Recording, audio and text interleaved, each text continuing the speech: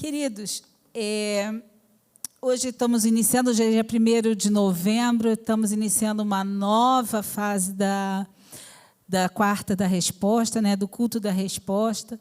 E esse mês de novembro nós começamos de forma diferente. Em vez de termos um tema, nós resolvemos deixar, o Espírito Santo nos levou a deixarmos que Ele fale livremente ao nosso coração. E hoje eu quero compartilhar com você algo que o Senhor vem falando comigo nos últimos tempos, e a gente vem tendo assim um bate-papo, né? Muito assim no nosso tete-a-tete do dia a dia mesmo, aquela coisa assim, pai, filho, filho, pai. E eu falei, eu vou compartilhar, e foi isso que o Espírito me pediu que compartilhasse com a igreja essa noite. E o que o Senhor coloca no meu coração para que a gente possa falar são sobre os nossos grandes desafios. Todos nós, né, no nosso dia a dia, na nossa vida, passamos por desafios, né? O próprio Jesus, ele afirma para nós que na vida nós teríamos aflições. Na vida nós teríamos desafio. E ele completa, nós teremos aflições, mas eu venci o mundo. E é verdade. Quando nós olhamos para Jesus, quando nós o vemos como exemplo, o nosso ímpeto, a nossa vontade, o nosso desejo é também sabermos e aprendermos a passar por essas aflições. Esses desafios, quais são os desafios que a vida pode nos trazer? Quais são os nossos desafios do dia a dia? Esses desafios podem ser desafios pessoais. Pode ser, muitas vezes, um problema de saúde que nós mesmos estamos passando. Pode ser um problema de saúde que alguém da nossa casa está passando, alguém que para a gente é muito caro está passando. Pode ser questões nossas emocionais. Nós estamos passando por um momento da nossa vida, por uma fase da nossa vida, onde emocionalmente nós não estamos harmônicos, nós não estamos equilibrados, e nós precisamos, um desafio, o nosso equilíbrio emocional. Pode estar relacionado aos nossos relacionamentos familiares, são desafios que muitas vezes nós temos dentro da nossa casa, são desafios que nós temos com os nossos maridos, independente do tempo de casamento que nós temos. São desafios, muitas vezes, que nós temos em casa com os nossos filhos, que por vezes também passam por períodos mais complicados. Os nossos desafios podem ser desafios profissionais. Nós podemos estar passando por uma fase hoje, que é uma fase de desemprego. Se você é empresário, a sua empresa pode estar passando por uma fase difícil, uma fase complicada. Enfim, muitos são os desafios. Podem ser desafios de transições nas nossas vidas. A gente não pode deixar de levar em consideração as transições que nós temos. Muitas vezes nós vemos, por exemplo, casais recém-casados que passam pelo desafio da transição de uma vida de solteiro para uma vida de casado. É um período de adaptação. Está aqui o Wagner, que não me deixa mentir, que muitas são as vezes que a gente atende e a gente conversa com casais recém-casados que estão passando por problemas dentro de casa, por momentos difíceis. Essas transições, pode ser transição também, uma transição de carreira, uma transição de trabalho. Pode ser a questão, muitas vezes, gente, a questão da aposentadoria. A gente estava aqui falando do pessoal da melhor idade, e é verdade, a aposentadoria é uma transição onde você passou uma vida ativa, e mesmo por sua escolha, você passa aí na atividade e aquilo mexe com você de uma forma absurda. Então, são muitos os dilemas que nós temos. E a grande pergunta que fica aqui é como nós devemos agir enquanto nós estamos passando por esses dilemas. Na nossa língua crentez, enquanto nós estamos passando pelos nossos desertos. Os desertos que a vida nos faz passar, né? Os desertos que... Eu estava ouvindo um louvor em casa que diz que você mostra, né? O louvor fala, você mostra no deserto o amor que você sente por mim e mostra que você não me deixa só. Mas a gente passa por esses desertos, a gente passa por esses dilemas. E aí, quando a gente está passando por isso, quando a gente está nesse momento de desafio, quando a gente está nessa fase da nossa vida, a pergunta que fica é: o que nós devemos fazer? Quais são os passos que eu tenho que dar? Como que eu tenho que agir? De que maneira eu tenho que agir para que eu possa transcorrer esse período, que eu possa passar por esse período? E eu quero compartilhar com vocês um momento desafiante de um povo. Um povo que teve a sua terra devastada, suas crenças destruídas, um povo que teve a sua liberdade cerceada. E fazendo assim um resumo muito rápido da história desse povo, e eu estou me referindo ao povo de Judá, nós sabemos que Judá foi levado cativo pela Babilônia, pelo rei Nabucodonosor. E grande parte dessa nobreza, grande parte dos oficiais militares e até mesmo o próprio rei foi levado para o exílio. 3 incursões Babilônia fez ao povo de Judá. E quando a Babilônia entrou dentro da terra de Judá, a Babilônia destruiu aquela terra. A Babilônia não só levou aquele povo para o exílio, como a Babilônia destruiu. A Babilônia destruiu fisicamente a economia, destruiu os muros, destruiu as defesas daquela terra, queimou os muros, o templo foi saqueado, e a gente tem que lembrar que naquela época Deus só estava no templo. Então, a crença daquele povo foi completamente destruída e saqueada. Aquele povo, ele sai arrasado da sua terra, levado como escravo, como cativo para a Babilônia. E, posteriormente, com a conquista do Império do Babilônico pelo Império Persa, a gente vai ver que esse povo regressa para Jerusalém, principalmente para Jerusalém. E ele regressa justamente com o objetivo de reconstruir tanto o templo quanto a própria cidade. E nesse período, Ciro, ele assinou esse decreto, que era o imperador, o rei lá da Pérsia. Ciro assina esse decreto de retorno dos judeus para a sua terra. Inclusive, ele financia. Esse decreto, essa benevolência, vamos assim dizer, ela não era exatamente tão benevolência. Ela tinha um preço. E esse preço que o povo tinha que pagar era um preço em dinheiro. O Império Persa, diferente do Império Babilônico, quando dominava um povo, ele não dominava nem destruindo, nem matando, nem trazendo para o exílio, nada disso. Ele dominava o povo de forma econômica. Ele dominava o povo porque ele tributava de uma forma tão extorsiva. Era uma extorsão que eles faziam com aquele povo, que aquele domínio, aquele povo não tinha autonomia. E quando esse povo retorna para sua casa, e justamente nesse retorno dessa casa, esse povo, ele abre o seu coração para o Senhor através de um cântico. Ele rasga o seu coração ao Senhor através de um cântico, através de um salmo. E é esse salmo que eu quero justamente ler com você essa noite. E eu queria que você abrisse a sua Bíblia no Salmo 126.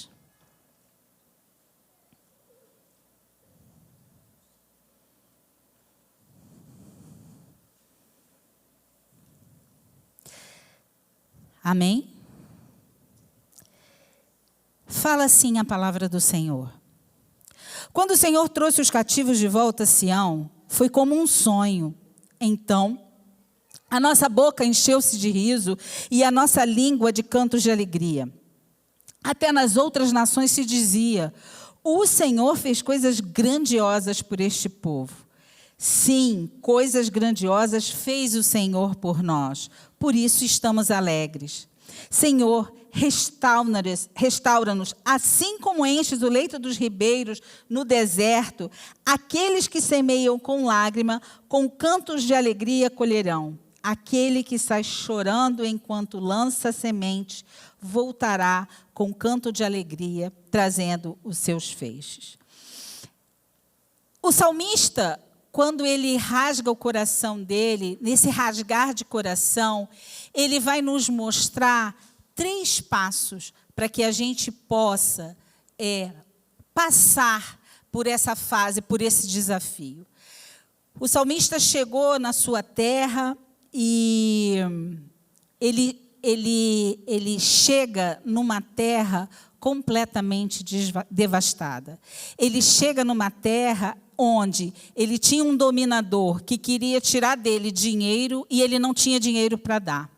Porque a terra estava completamente devastada. Ele não tinha plantação, ele não tinha gado, ele não existia comércio, enfim. Era um período onde a miséria era muito grande. Ele estava totalmente vulnerável ao inimigo, porque os muros dele estavam derribados e queimados, e, além disso, existia uma política externa muito grande e desfavorável. Existiam povos que rodeavam a terra de Judá que não queriam que aquele povo se reerguesse.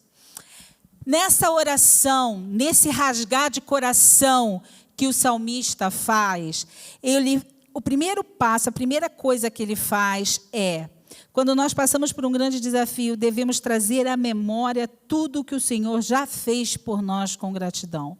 Quando ele rasga o coração, ele vira para o Senhor e ele diz assim: Senhor, quando o Senhor trouxe os cativos de volta a Sião, foi como um sonho. Nós podemos ver que ele, nos 3 primeiros versos, ele está falando tudo aquilo que passou. Ele está falando a alegria que aquele povo teve quando ficaram maravilhados com a misericórdia do Senhor, com a graça do Senhor em trazê-los de volta após 70 anos de cativeiro. Durante esses 70 anos, a gente vai ver Daniel profetizando o retorno a Sião, a gente vai ver Ezequiel profetizando o retorno de Sião, o vale de ossos secos que Daniel fala em Daniel 37, é a restauração do povo de Sião, a sua terra natal, é a restauração desse povo. E ele diz assim: Senhor, o Senhor fez, o Senhor cumpriu a promessa, o Senhor foi tão...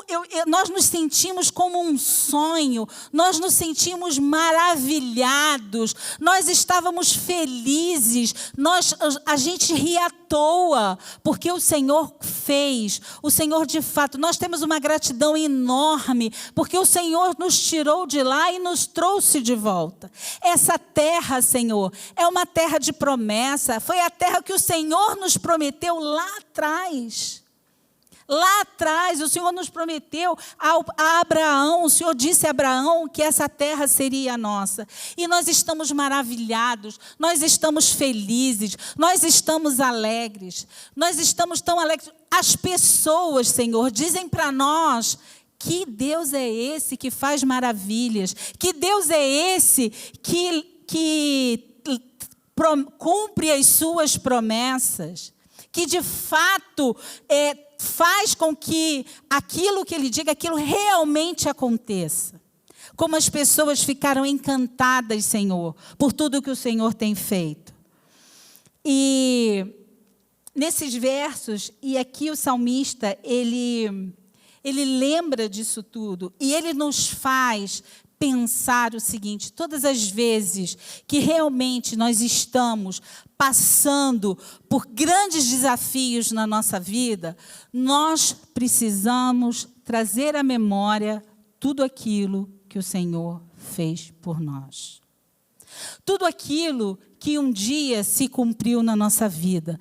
Toda a promessa que o Deus fez a você e a mim e foi que se cumpriu. Ele faz com que a gente acabe nos lembrando de momentos que o Senhor nos deu sabedoria, muitas vezes nos deu sabedoria e nos deu direção em momentos tão difíceis. Ele faz com que a gente lembre das curas que o Senhor fez na nossa casa, na nossa vida, e nas curas que a gente viu as pessoas sendo feitas, dentro da nossa própria casa, os milagres de cura. Ele faz nos lembrar os testemunhos de cura que nós ouvimos na igreja. Quantas pessoas foram curadas, quantas famílias foram restauradas. Ele faz nos lembrar todas as orações que nós fizemos e que foram respondidas para nós. Ele faz com que a gente tenha na nossa mente, que a gente precisa, ele nos diz que nós precisamos trazer de volta essas memórias, porque são essas lembranças que nos darão esperança. Lá em Lamentações, Jeremias fala exatamente: quero trazer à memória o que me dá esperança. E é a esperança que nos lembra que vai existir um amanhã. É essa esperança que nos lembra que este amanhã ele é cheio de outras oportunidades. É essa esperança que nos ajuda a encontrar, nesse momento tão difícil, nesse momento tão desafiador, nesse momento que muitas vezes a gente diz assim: Senhor, eu não tenho sequer palavras para orar ao Senhor, eu não tenho forças para orar ao Senhor. Mas, Senhor, eu sou muito grata a Ti, porque o Senhor fez este milagre, porque o Senhor transformou a minha casa, porque o Senhor transformou a minha vida, porque o Senhor curou, porque o Senhor foi aquele que abriu portas, porque o Senhor foi aquele que transformou situações que eu estava vivendo e que eu não vivo mais. Nós precisamos de trazer a memória, porque nós precisamos de esperança. Um povo que não tem esperança é um povo que não sonha. E um povo que não sonha os propósitos de Deus. E nós precisamos permitir que a gente sonhe o propósito de Deus. Porque você concorda comigo que o propósito da sua vida é o propósito de Deus? Que tudo aquilo que Ele tem para você é um propósito dEle, para que a gente possa glorificar o Seu nome, para que a gente possa testemunhar a outras pessoas o Deus de Israel, o Senhor dos senhores, aquele que é todo-poderoso, o Deus do impossível. É propósito, o seu sonho é propósito de Deus. E nós precisamos ter os nossos sonhos sempre, sempre, sempre, sempre com fogo. A gente precisa estar sempre sonhando. É muito triste quando nós encontramos pessoas que simplesmente dizem para a gente: eu não tenho mais sonhos. Normalmente são pessoas tristes. E a esperança é que traz para nós o fôlego e a cor de um novo sonho. O fôlego e a cor de que existe um amanhã e que esse amanhã vai vir e que amanhã vai ser melhor. E que a gente chora uma noite, mas que no dia seguinte existe luz. Que existe luz no fim do túnel, no nosso desafio, no nosso deserto. Que nós não vamos ficar ali por muito tempo, porque aquele lugar é lugar de passagem e aquele lugar não é lugar de estadia. E é essa esperança que nos faz caminhar. E o segundo passo é que o salmista nos leva a pensar e a dar quando passamos por um grande desafio, é que nós devemos clamar ao Senhor. No verso 4, ele fala assim: restaura, Senhor, a nossa sorte, como as torrentes do Neguebe. Aqui, na outra versão, ele fala: restaura-nos assim como enches o leito dos ribeiros no deserto. as torrentes do Neguebe. E aqui ele está falando no presente. Nos 3 primeiros versos, ele estava relembrando a alegria da resposta, a alegria que ele teve, que o povo teve, quando eles chegaram naquele lugar, quando eles foram, que trouxeram eles de volta, quando a resposta àquela promessa, ela aconteceu. No verso 4, ele está falando do hoje, ele está clamando ao Senhor pelo hoje. Ele está dizendo assim, restaura, Senhor. Ele chega num lugar, gente, completamente devastado. Ele chega num lugar que, para aquele lugar ser restaurado, levou-se 144 anos, para que aquele lugar fosse totalmente restaurado. Ele chegou num lugar que ele olhava, não era mais a terra que ele tinha saído. A gente tem que lembrar que nós estamos falando de 70 anos depois e que possivelmente tinha a segunda ou mesmo a terceira geração. E eram pessoas que sequer conheciam, mas que chegaram num lugar completamente sem perspectiva, aparentemente sem perspectiva. E ele pede, ele diz, ele clama. E eu e você precisamos, quando nós estamos passando por um momento de desafio, nós precisamos clamar ao Senhor. Mesmo, gente, que seja aquele clamor único e exclusivo de você gritar misericórdia. Porque eu entendo que muitas vezes nós passamos por situações que tiram as nossas forças de maneira tal que sequer nós dizemos para o Senhor, Senhor, eu não consigo sequer orar. Eu não consigo sequer me ajoelhar para clamar. Mas mesmo que seja por misericórdia, por pedido de misericórdia, a gente precisa clamar ao Senhor. Por quê? O clamor do salmista é para que o Senhor faça novamente um milagre. O que é o Neguebe? Onde fica o Neguebe? Qual era o milagre do Neguebe? O Neguebe é uma área desértica que fica no sul de Israel. E você tem montanhas. E quando existem as chuvas seródias são chuvas fora do tempo. Essas chuvas, elas vêm de forma tão forte que elas vêm pela montanha e ela desce o deserto em torrentes. Torrentes são águas que vêm muito rápidas, muitas águas que vêm de forma muito rápida. E essas águas, elas vão tomando o deserto do Neguebe, elas vão se enveredando aonde está vazio. E no deserto se forma um rio, e nesse rio começam a florescer, a ter flores. Flores começam a aparecer, lindas flores começam a surgir. Queridos, vocês têm que concordar comigo que isso é milagre do Senhor. Que isso é milagre do Senhor. Um solo desértico, um solo árido, um solo que não tem água o ano inteiro. De repente, esse solo é encharcado. De repente, esse solo floresce flores. Lindas flores. E o salmista diz para o Senhor assim, Senhor, assim como o Senhor faz esse milagre, o Senhor faz um milagre na nossa vida. Restaura a nossa sorte. Restaura a nossa casa. Restaura, Senhor, a nossa autoestima. Restaura, Senhor, a nossa economia. Restaura, Senhor, as minhas finanças. Restaura, Senhor, meus relacionamentos. Restaura, Senhor, a nossa honra. Nós somos os filhos escolhidos do Senhor. Restaura, Senhor. Restaura. E isso, Ele vem clamando. E quando nós clamamos, e é com esse clamor que, quando nós clamamos, nós nos entregamos ao Senhor. Quando nós clamamos, nós nos colocamos aos pés do Senhor e mostramos ao Senhor e dizemos assim, Senhor, não há mais nada que eu possa fazer. Eu estou completamente nas suas mãos. Senhor, eu preciso, eu me rendo aos teus pés. Eu me rendo ao Senhor. Eu me rendo ao Todo-Poderoso.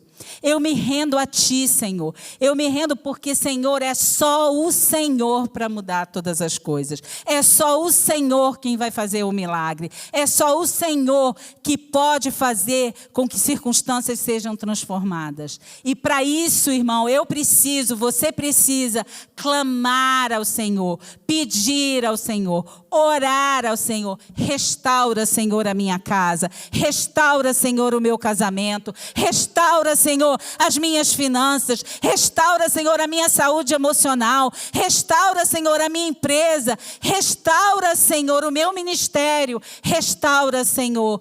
Clamo, Senhor, a Ti. É só a Sua intervenção, só a Sua mão que pode fazer com que as circunstâncias mudem. Só a Sua mão é que pode fazer que as portas sejam abertas. Só a Sua mão que pode fazer com que nós consigamos reconstruir essa cidade do jeito que essa cidade está. Eu preciso, Senhor, do milagre. É isso, irmão, que é o nosso segundo passo, é o nosso clamor. O nosso primeiro passo é termos a esperança. O nosso primeiro passo é lembrar de tudo o que Deus fez. É lembrar de todas os nossos milagres acontecidos. O nosso segundo passo é clamar por outro milagre. É clamar para que Deus faça outra vez. E Deus faz outra vez, porque Deus é o Deus de ontem, de hoje e de amanhã. Deus não é um Deus de mentira. Lembra, Senhor, a gente acabou de cantar aqui. Me lembre, Senhor, que a paz é Sua promessa. Me lembra, Senhor, que a prosperidade é Sua promessa. Me lembra, Senhor, que o meu casamento foi a Sua promessa. Me lembra, Senhor, que meus filhos são promessas, são bênçãos do Senhor. Me lembra, Senhor, me lembra. Eu preciso, Senhor, eu preciso de Ti, Senhor. Eu preciso da Sua intervenção. Clamar ao Senhor, restaura, Senhor, a nossa vida. Em terceiro e último lugar, quando nós passamos por um grande desafio, nós não podemos parar de fazer o que nós devemos fazer. Em todos os nossos processos, em todos os nossos momentos de desafio, existe a parte que cabe a nós. Existe a parte que é de Deus. Existe a parte que só o Senhor pode fazer. Mas existe a parte que cabe a mim e a você fazer. E Ele mostra isso quando Ele fala no verso 5 e 6, que Ele diz assim: os que com lágrimas semeiam, com júbilo ceifarão. Júbilo é extrema alegria. Isso é júbilo. Se eu vou semear com lágrimas, eu semeio com extrema alegria. Quem sai andando e chorando enquanto semeia, voltará com júbilo, trazendo os seus feixes. Se eu semeio, eu trago a minha vitória. Se eu sou abençoada pelo Senhor, se eu clamo ao Senhor, se eu sei que o Senhor é o Senhor misericordioso, se eu sei que o Senhor é o Senhor da graça, é o Senhor que derrama a graça sobre nós, se eu sei disso, eu sei que eu sou vitoriosa. Eu sei que você é vitorioso no seu desafio. Eu não sei qual é o seu desafio. Eu não sei qual é a resposta que você quer do Senhor nesse lugar hoje, mas eu sei que se você clamar, eu sei que se você trazer à memória a esperança, eu sei, e se você fizer o que te compete fazer, se você semear, eu sei que você vai trazer os feixes de vitória na sua mão. E semear, queridos, ele envolve, quando a gente fala em semear, envolve muitas vezes em nós enfrentarmos a nossa realidade de frente. Semear muitas vezes envolve eu encarar o meu problema de frente.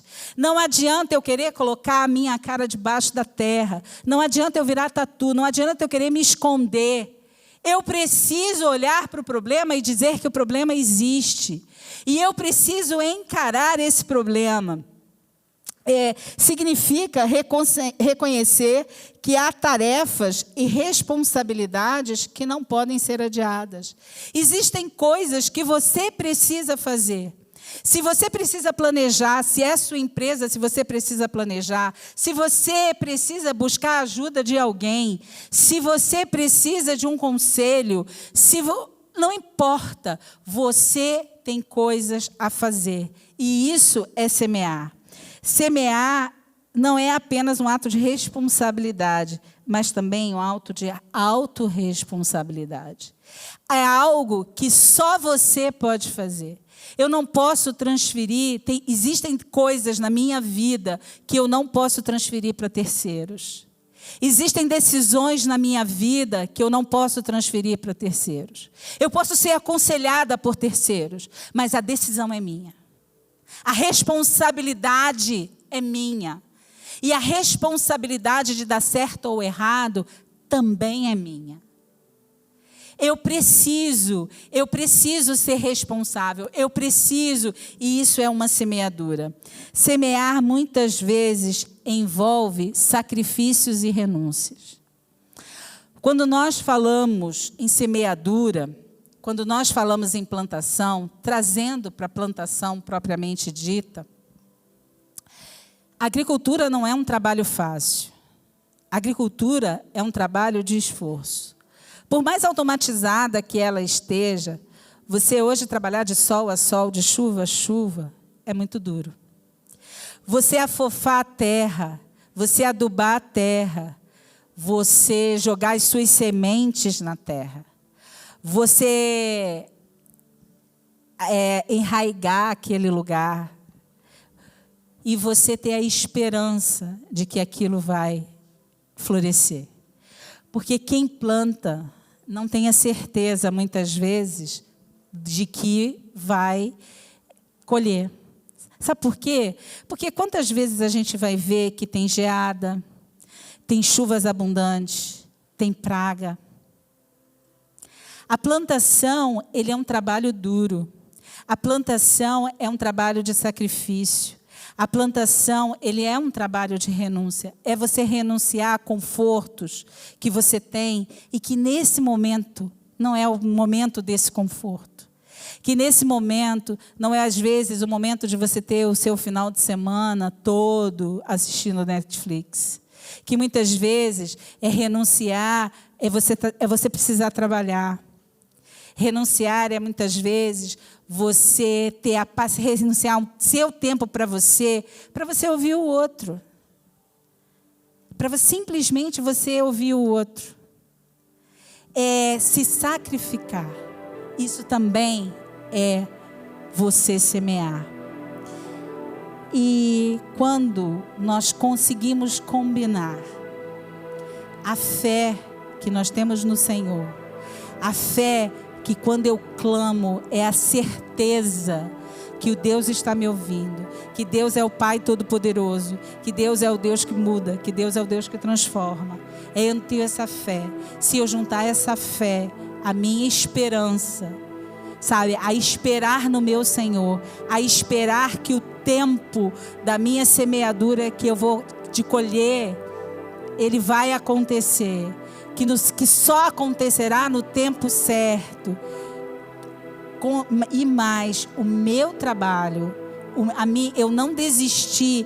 Eu sei, gente, que muitas vezes nós estamos num momento da nossa vida que a vontade é sentar no sofá e não levantar. Que a vontade é deixar a resiliência de lado. Que a vontade é abraçar a procrastinação. Que a vontade é deixar para depois. Essa é a nossa vontade. Essa é a nossa tentação. Mas não é isso que Deus está falando para nós. O que Deus está dizendo para nós essa noite é: continue plantando, continue semeando, continue fazendo o que você precisa fazer. Continue no trabalho que você precisa no que você precisa fazer. Eu não sei o que você precisa fazer. Eu não sei se você precisa buscar o médico certo. Eu não sei se você precisa continuar um tratamento. Eu não sei se você precisa continuar trabalhando no seu negócio.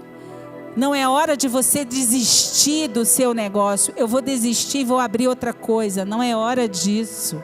É hora de você continuar fazendo o que você precisa fazer. Não é hora de você desistir, de pedir demissão do seu trabalho, simplesmente porque a pressão está muito grande, o seu chefe está te pressionando muito. Não é hora. É hora de você semear. É hora de você continuar. É hora de você clamar. É hora de você ter esperança. É hora de você saber que aquele que fez vai fazer de novo. Amém. Irmãos, o salmista, ele nos traz, ele nos diz que quando nós juntamos essas três coisas, os mais ousados dos nossos sonhos, eles se realizam. O seu mais ousado sonho vai se realizar. Tenha fé, tenha esperança e trabalhe duro, que vai se realizar. Amém? Glória a Deus. Querido, eu quero orar com você. Eu quero orar com você que está com seu coração, muitas vezes é o seu coração que ele está ressequido. É o seu coração que está igual ao deserto do Negueb. E o teu coração precisa que fluam as águas vivas. O teu coração precisa que o Espírito Santo de Deus entre nele, habite nele.